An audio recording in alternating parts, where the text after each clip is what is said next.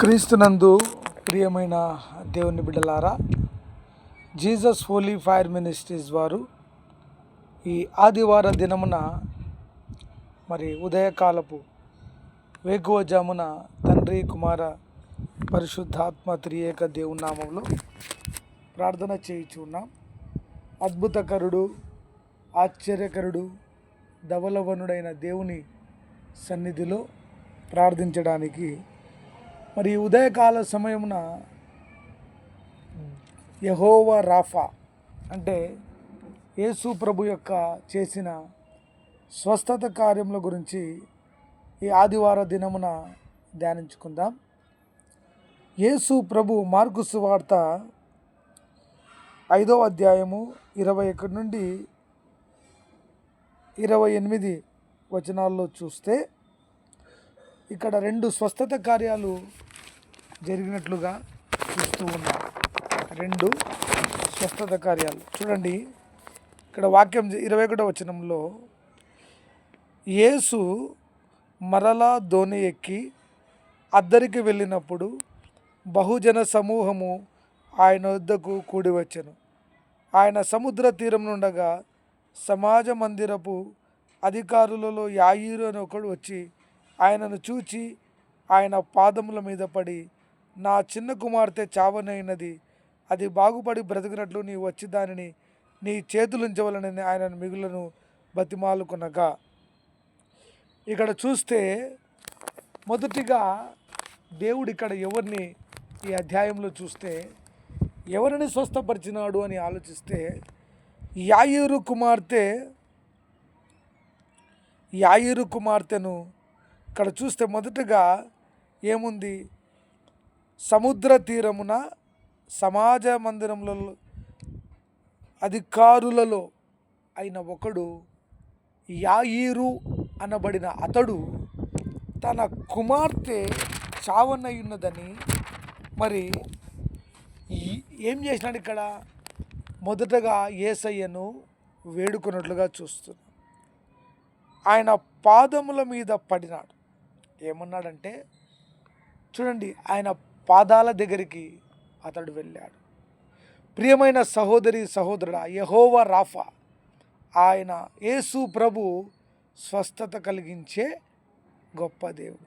ఆయన స్వస్థపరిచే హస్తం. అందుకే యెషయా గ్రంథంలో అంటాడు, నా హస్తము స్వస్థపరిచే హస్తముగా ఉన్నట్లు చూస్తున్నా. వాక్యంలో సెలవిస్తే, నా దక్షిణ హస్తము సాహస కార్యములను చేయనని వాక్యం సెలవిస్తుంది. ఇక్కడ మొదటగా యాయీరు అనే వ్యక్తి దేవుణ్ణి వేడుకున్నాడు. ఆయన కుమార్తెను ఏమంటాడంటే, దేవా నా కుమార్తె చావనయ్యున్నది, ఆ కుమార్తెను మీరు వచ్చి మీ చేతులుంచి చూడండి, చేతులుంచి బాగుపడి బ్రతుకున్నట్లుగా నీవు వచ్చి అంటే ఆయన చేతిలో స్వస్థపరిచే హస్తం, ఆయన చేయి స్వస్థపరిచినట్లుగా చూస్తున్నాం. అందుకంటున్నాడు ఆయన స్వస్థపరిచే దేవుడుగా ఉంటున్నాడు. ఎంత గొప్ప కార్యం కదా. చూడండి, నా చిన్న కుమార్తె చావనైనది, అది బాగుపడి బ్రతుకున్నట్లు నీవు వచ్చి దానిని నీ చేతులుంచవలను, ఆయనను మిగుల బతిమాలకునగా ఆయన అతనితో కూడా వెళ్ళను. బహుజన సమూహం ఆయనను వెంబడించి ఆయన మీద పడుచుండ్రి. అక్కడ దేవుడు స్వస్థపరిచినట్లుగా చూస్తూ నీ జీవితంలో నా జీవితంలో స్వస్థత కొరకు, ఆరోగ్యము కొరకు ఎక్కడెక్కడో వెళ్తున్నాం. వాక్యములోనే ఆరోగ్యం ఉంది. వాక్యము చదువుట ద్వారా ఆరోగ్యం ఉంది. ప్రార్థన చేయడం ద్వారా ఆరోగ్యం ఉంది. ప్రార్థించడం ద్వారా ఆరోగ్యం ఉంది. ఉదయము, మధ్యాహ్నము, సాయంత్రము స్తుతించడం ద్వారా ఆరోగ్యం ఉందండి. ఎన్ని మందులు వాడినా, ఎన్ని రకాలుగా మందులు వాడినా స్వస్థత కలగదు. అందుకంటున్నాడు, యాయీరు కుమార్తెను స్వస్థపరిచిన దేవుడు ఈ ఉదయకాల సమయంలో వాక్యం వింటున్న సహోదరి సహోదరుడా, నిన్ను దేవుడు స్వస్థపరచును కాక. ఎవరి వైపు చూస్తున్నావు?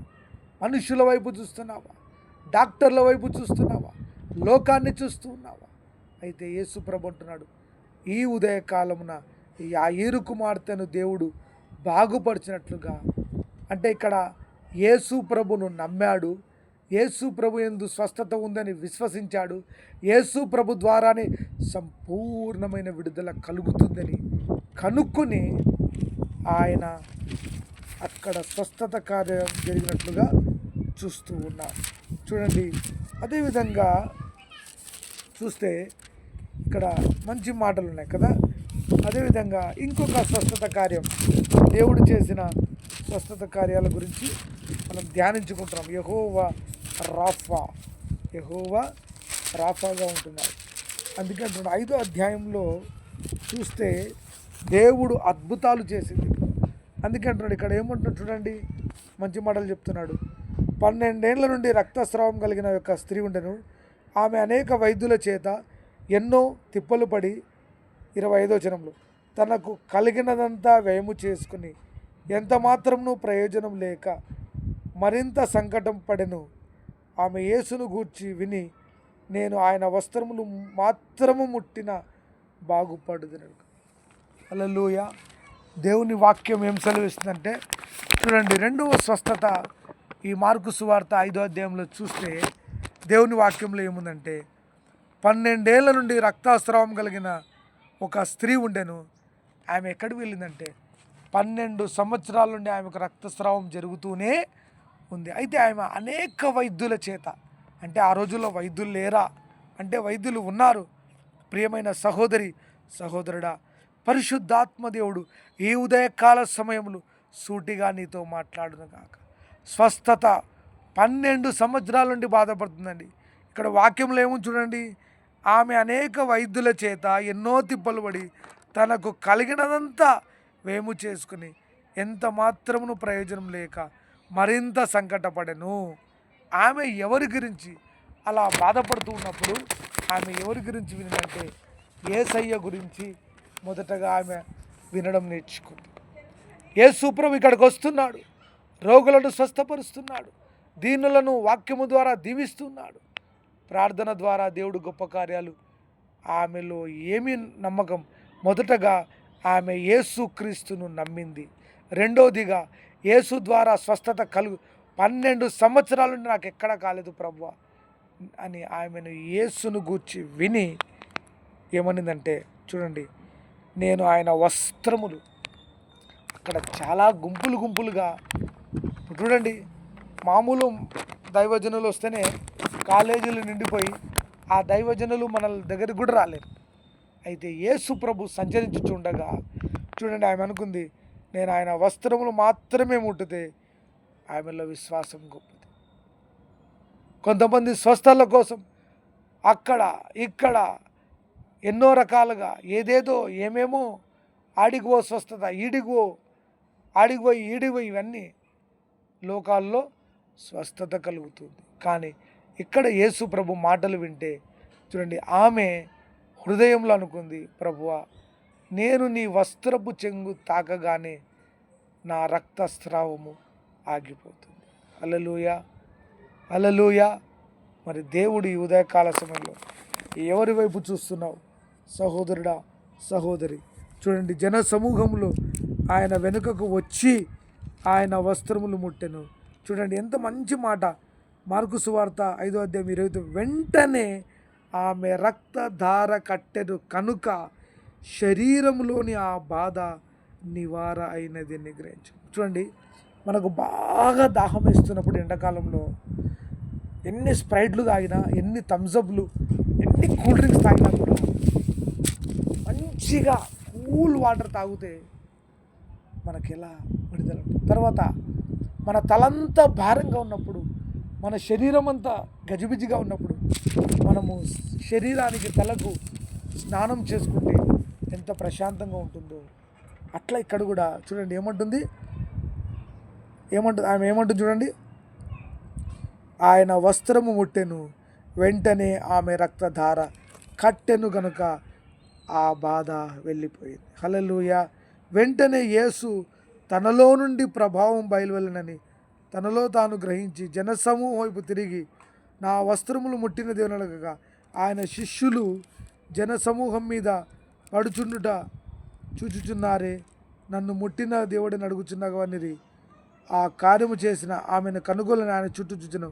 అప్పుడు ఆ స్త్రీ తనకు జరిగినది ఎరిగి భయపడి వణుకుచూ వచ్చి ఆయన పాదముల ఎదుట సాగిలపడి, ఎంత మంచి మాట కదా, ఆయన పాదముల ఎదుట సాగిలపడి తన సంగతి అంతయ్య అని చెప్పెను.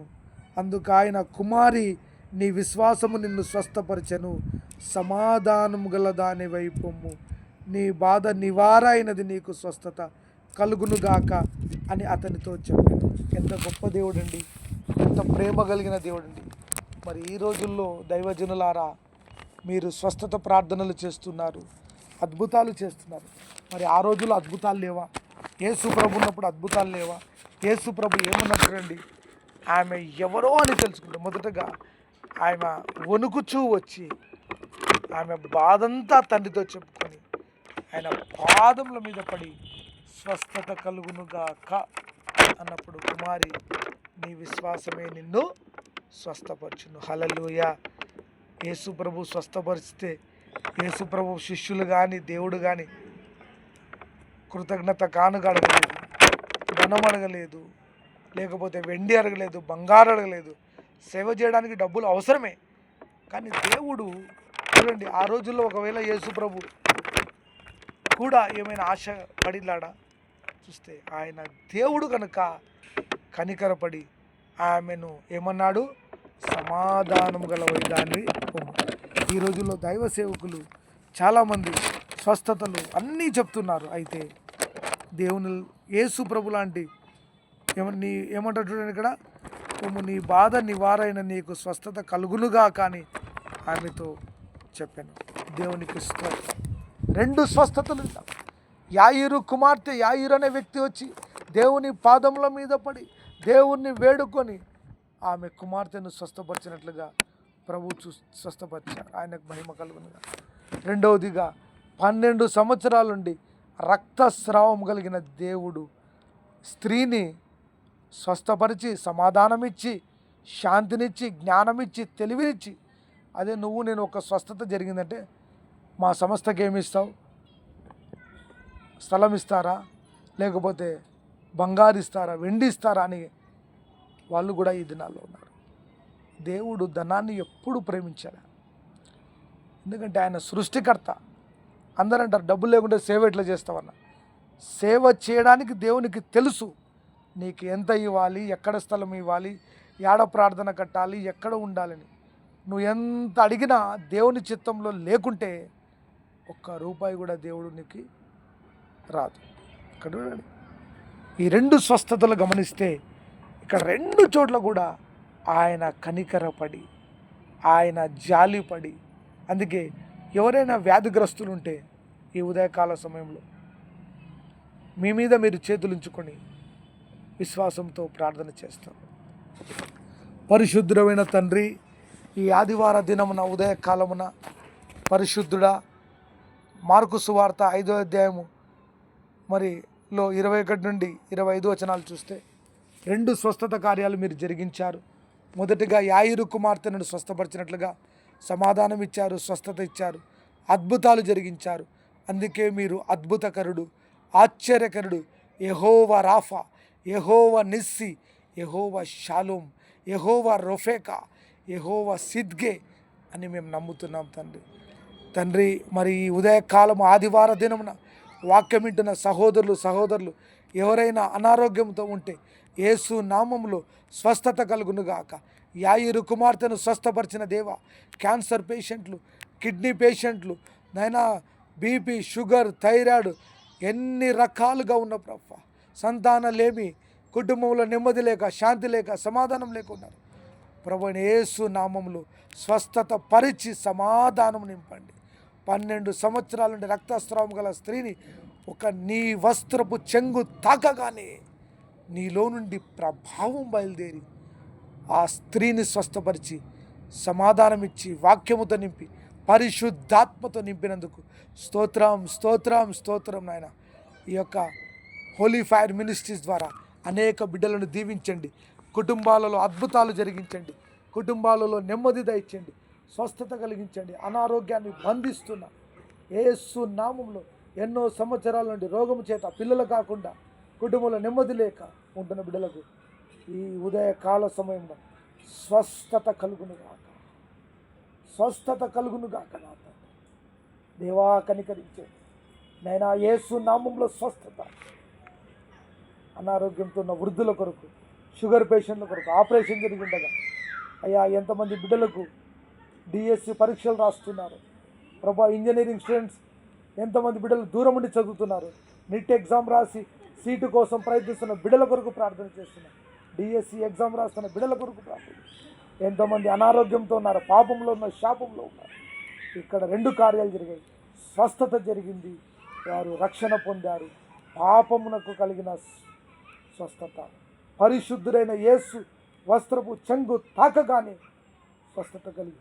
అయినా ఈ ప్రోగ్రాం చేస్తున్న బిడ్డలను, వాళ్ళ కుటుంబంలో స్వస్థత, వాళ్ళ మెదడులో స్వస్థత, నరాలలో రక్త ప్రోక్షణం యేసు నామములో స్వస్థత కలుగును గాక. ఇప్పుడే విడుదల కలుగును గాక. ఇప్పుడే దేవుడు స్వస్థపరచును గాక. కిడ్నీ రోగులు బాగుపడుదురు గాక. థైరాయిడ్ రోగులు బాగుపడుదురు గాక. ఆకలితో అలమటిస్తూ తినడానికి ఒక పూట తిండి లేని బిడ్డలను, యవన బిడ్డలను కనికరించారు. కుటుంబాలలో అప్పుల బాధతో ఆర్థిక ఇబ్బందుల్లో ఉన్నారే, అప్పులన్నీ తెగిపోను గాక యేసు నామములో. ఈ సాయం యొక్క ఉదయకాల సమయం పరిశుద్ధాత్మ దేవుడు ఇప్పుడే తాకును. హోలీ ఫైర్ మినిస్ట్రీస్ దీవించు, అనేకులను స్వస్థతపరచు, వాక్యము ద్వారా బలపరచండి. ఎంతోమంది కన్నీటి బాధలు ఉన్నారు, లోయలు ఉన్నారు. Right now Jesus healing power, healing power, healing power right now, miracles in the name of Jesus. దేవుడు స్వస్థత కలుగును గాక. అప్పుల బాధలు తొలగిపోను గాక. ఆర్థిక ఇబ్బందులు, కుటుంబంలో భార్యాభర్తల మధ్య సమాధానం, అన్నదమ్ముల మధ్య, కొడుకుల మధ్య, వృద్ధుల మధ్య, అత్తాకోడల మధ్య సమాధానం, స్వస్థత కలుగును గాక యేసు నామములో. ప్రభా నైనా కనికరించండి, కనికరించండి, కనికరించండి. Be healed in the name of Jesus right now. రిబా షారా కలా బాబా బాబా. దేవుడు అద్భుతాలు జరిగించును గాక. మేము ఎన్ని చేసినా యేసుతో మా జీవితం సరిగా లేకుంటే, వ్యక్తిగత జీవితం సరిగా లేకుండా, ప్రార్థనా జీవితం సరిగా లేకుండా, పరిశుద్ధంగా లేకపోతే అద్భుతాలు జరగవు నాయన. ఈ 2 కార్యాలను బట్టి నీ నామంకి మహిమ కలుగును గాక.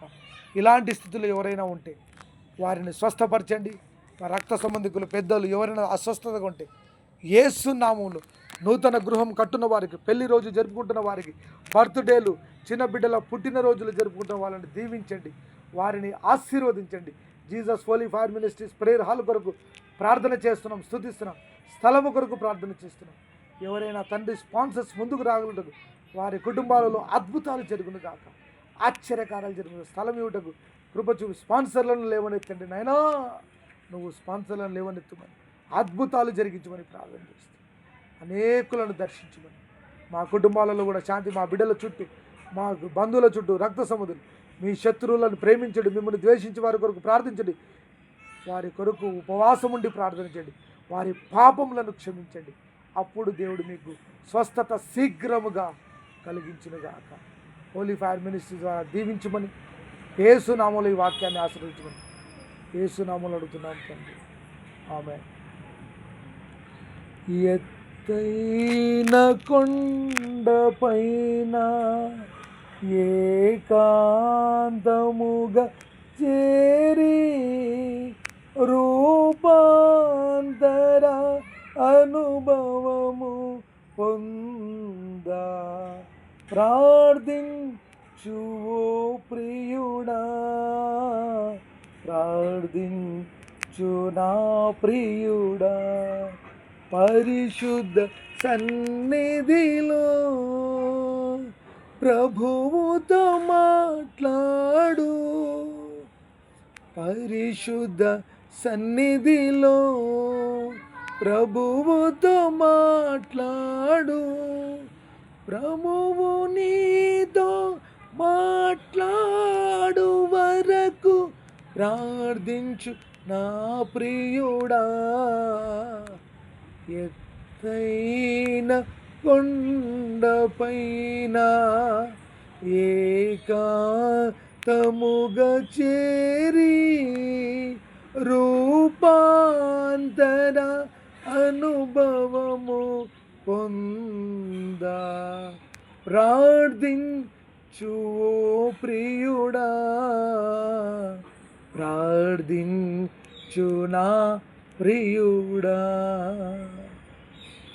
ఆమేన్. దేవుడు మీ కుటుంబాలను దీవించునుగాక.